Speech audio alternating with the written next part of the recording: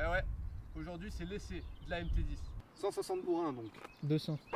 Je rigole. Ah putain. C'est moi, excuse-moi, vas-y. J'étais là, oui. Non, oui. 160 bourrins donc.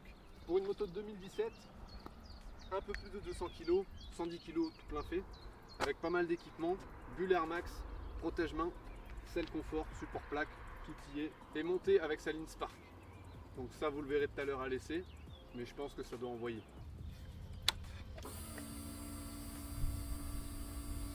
Donc sur le compteur de ce magnifique avion, nous avons l'heure, il y a aussi une température moteur, la vitesse, le traction control réglable sur 3 niveaux, comme vous pouvez le voir. Donc qui te permet d'avoir plus ou moins la moto qui glisse, si tu es un fou furieux. Ensuite le rapport engagé, les kilomètres parcourus, donc le trip 1, 2 et la consommation. Elle dispose aussi d'un shifter up mais pas down, donc du coup si tu oublies de rétrograder avec ton embrayage, je te laisse imaginer la surprise, mais aussi de suspension réglable et le régulateur de vitesse. Chose à savoir, il s'agit du même moteur que la Yamaha R1, comme pas mal d'autres pièces sur la moto, et on en a profité pour vous faire un comparatif du son de l'échappement Spark et du SC Project. Je vous laisse profiter.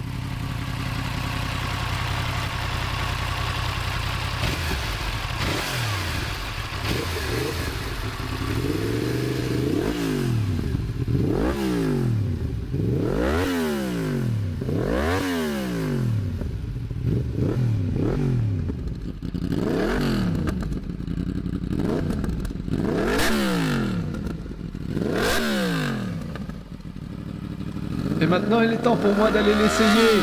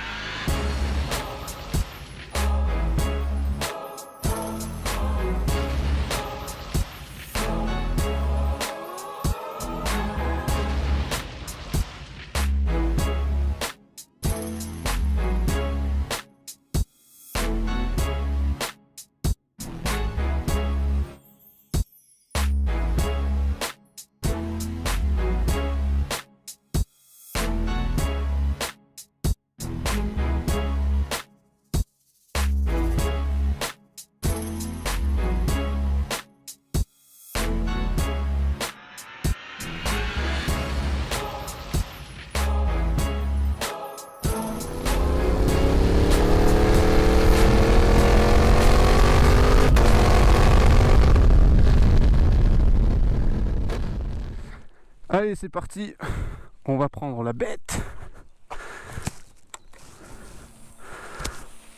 Hop. Engine run. Bon déjà les premières impressions quand tu es assis, c'est que tu es bien droit, tu es bien assis. Allez c'est parti, let's go. Et lui du coup il en profite pour essayer la hypermote. Oh, le shifter ça fait trop bizarre, j'ai peur de casser le... Du coup j'essaie de m'y faire. Mais pas trop non plus parce que quand je repasse sur la mienne, faut pas que je l'abîme. Donc, waouh, salope. Erreur sur la poignée de gaz déjà d'entrée, c'est génial. Waouh, ça tracte, ok.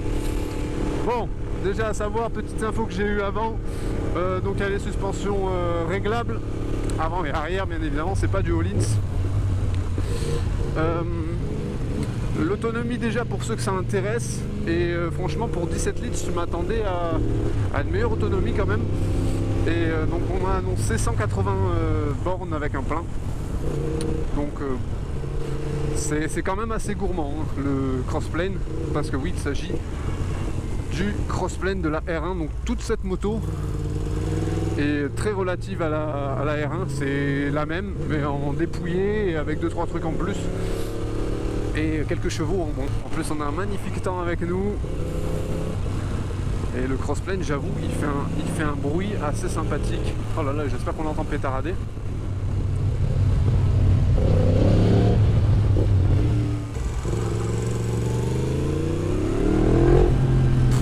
Oh ça tracte malheur. Monsieur bon là en même temps je fais le fifou, je suis en première.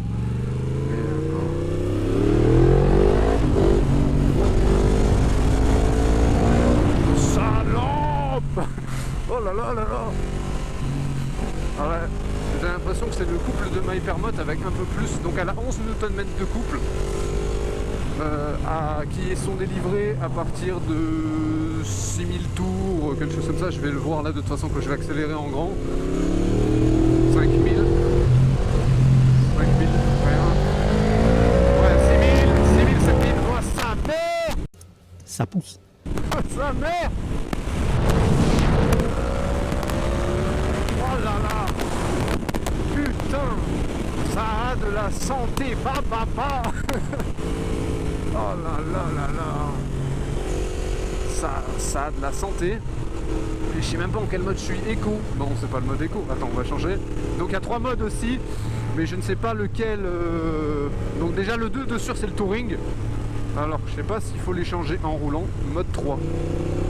Ah là voilà. Non, le mode 3 c'est le mode le plus sage. Donc c'est le mode éco. Donc j'étais en sport. C'est pour ça qu'elle était. Elle était très nerveuse parce qu'elle était en sport. Ah oui, là c'est un peu plus tranquille. Là c'est docile, c'est gentil comme tout. Il y a de la reprise. J'ai envie de voir un truc. On va la mettre en 6. Ouais, 6 rapports. Et on va rouler tranquille pour voir. Donc là, je suis en mode 3, donc en mode éco. En 6ème. Et comme vous pouvez le voir, ça roule comme un 4 cylindres. Quoi. Ça tourne très très bien. C'est dommage qu'il n'y ait pas le shifter up and down. J'aurais bien aimé essayer en down, mais bon, je suis obligé d'embrayer. Ok, mode touring du coup maintenant. Donc le mode 3 c'est un mode qui me semble parfait pour la ville. Le mode 2 c'est parfait pour cruiser. Il y a de la santé, c'est pas trop violent. Ça freine. Ça mériterait peut-être de freiner un poil plus, mais ça, franchement ça va, elle garde bien son cap. Elle est pas très truc. En touring franchement ça va. Là, franchement ça va, elle fait pas trop peur, mais ça a de la santé. Franchement, les 11 Nm de couple par rapport à ma moto, je sens que c'est 10 de plus quoi, parce que la mienne fait 90.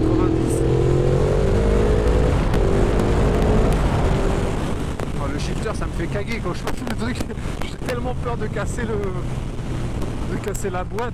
Allez, mode 1, mode sport, traction control. Il est sur 2, de toute façon ça je le touche pas. Et oui, à savoir, l'ABS à l'arrière n'est pas déconnectable. Donc pour ceux qui veulent faire de la glisse, c'est pas possible. Oh, pas l'heure. Oh, elle me met un coup de pied dans le... Hein, voilà. Oh là là, la vitesse à laquelle... On dirait une moto de Grand Prix. Bah c'est... Michael, c'est normal, c'est de la R1. Bah oui, je sais, merci. Mais j'ai jamais monté sur un truc comme ça. C'est fou. En sport, franchement, ça surprend. J'ai pas envie qu'elle cabre parce que je ne sais pas lever. Mais... Oh là là là. Oh, j'espère que ça s'entend quand il passe au shifter. C'est magnifique. Oh, ça fait un passage de rapport tellement propre. C'est fou. Oh là là. C'est un truc de dingue. C'est un truc de fou le shifter. Ah, c'est un... Mais ça fait peur parce que t'as l'impression de casser la boîte. Mais ça passe. C'est pour ça que c'est dommage qu'il n'y ait pas le down quoi. Donc pour moi c'est le petit point négatif. Mais la moto elle garde le cap. Tu vois. Elle est relativement stable. Bon je dois un peu truc mais elle n'a pas le défaut je dirais que peut avoir la MT-09.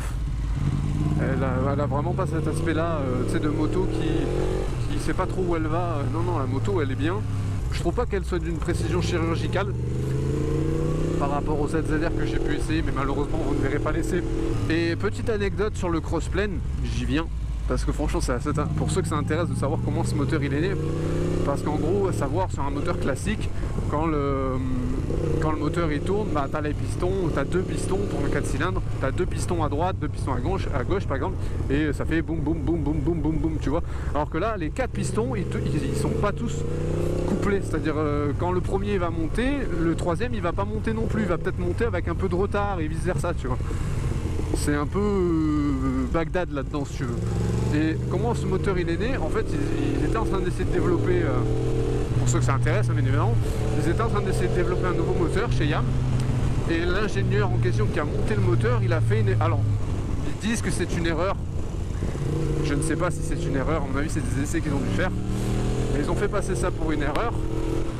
Et en gros, à partir de là, le moteur il est né parce qu'ils se sont rendus compte que le moteur il développait beaucoup plus de chevaux qu'un 4 cylindres standard avec les deux pistons qui montent et qui descendent alternés quoi. Enfin les 4 mais les deux, tu m'as compris quoi, les deux qui sont synchro. Voilà. Et c'est comme ça que ce moteur il est né, donc je trouve ça quand même assez ouf. Genre ouais, j'ai fait une boulette. Ah mais il est plus puissant. Ah bon? Tu sais, je les vois trop les mecs. Bah franchement c'est... Mais le shifter, mais c'est n'importe quoi. C'est n'importe quoi. J'ai l'impression que j'ai plié le sélecteur. Bon après, dès que ça sent une pression, c'est mon ressenti, tu vois. De motard inculte.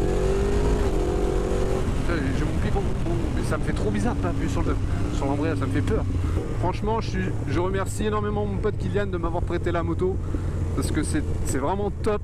J'ai pu essayer une moto vraiment sympa. C'est dommage encore que le ZZR j'ai pas pu le faire parce que du coup vous avez pas moyen de comparer aussi les motos entre elles via mon ressenti, donc c'est un peu dommage et ça fonctionne de ouf. C'est juste dommage ouais, quand il m'a dit l'autonomie et que j'ai vu que sur la fiche c'était 17 litres de réservoir, ce qui est quand même énorme, je me suis dit waouh, quand même c'est pas beaucoup quoi. Donc ouais, après à voir, mais je pense qu'il y a moyen d'en tirer 200 bornes. Parce que, à savoir, le mode touring consomme quand même. Après, reste à voir si le mode 3, il change éventuellement quelque chose. Mais ouais, 190 bornes, on va dire, c'est vraiment le max du max du max que tu peux faire avec. Donc voilà les amis, c'était Michael Skull. J'espère que cette vidéo vous aura plu. N'hésitez pas aussi dans les commentaires si vous avez des questions sur cette moto, sur une autre. On est tous là pour y répondre, on est une grande famille. Donc voilà, portez-vous bien. Et on se retrouve très vite pour une prochaine vidéo. Salut les amis.